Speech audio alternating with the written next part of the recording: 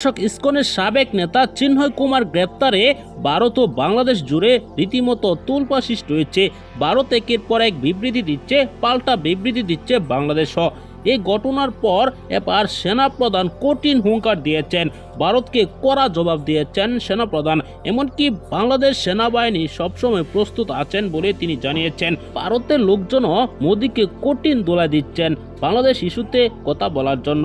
এই ভিডিওতে আপনাদেরকে জুড়ে রীতিমতো তোলপাড় সৃষ্টি হয়েছে। ভারত একের পর এক বাংলাদেশকে বার্তা দিচ্ছে যে বাংলাদেশের হিন্দুদের উপর হামলা নির্যাতন কেন হচ্ছে।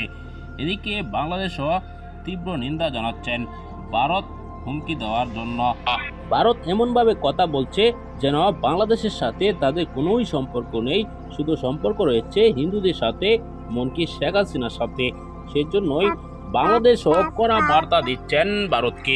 এই ভিডিওতে আপনারা দেখেছেন সেনাবাহিনীও কঠিন প্রস্তুতি নিচ্ছেন, বিভিন্ন ঘটনার সাথে যারা জড়িত তাদেরকে শাস্তির আওতায় আনবেন। এমনকি যে কোনো পরিস্থিতিতেই সেনাবাহিনী প্রস্তুত বলে জানিয়েছেন সেনাবাহিনীর সদস্যরা। দর্শক, এই ভিডিওতে আপনারা দেখেছেন ভারত ইস্যুতে বাংলাদেশ ও ভারতের মধ্যে কি উত্তেজনা চলছে, সেটি স্বাভাবিক কখন হবে তা কিন্তু এখন বলা যাচ্ছে না। দর্শক, এ সকল ভিডিওগুলো নিয়মিত পেতে চ্যানেলটিকে সাবস্ক্রাইব করে পাশে থাকা বেল বাটনটি অন করে দিবেন। ভিডিওতে একটি লাইক দিয়ে শেয়ার করে অন্যদেরকে দেখার সুযোগ করে দিবেন। এই মুহূর্তে বিদায় নিচ্ছি। আসসালামু আলাইকুম ওয়া রাহমাতুল্লাহ।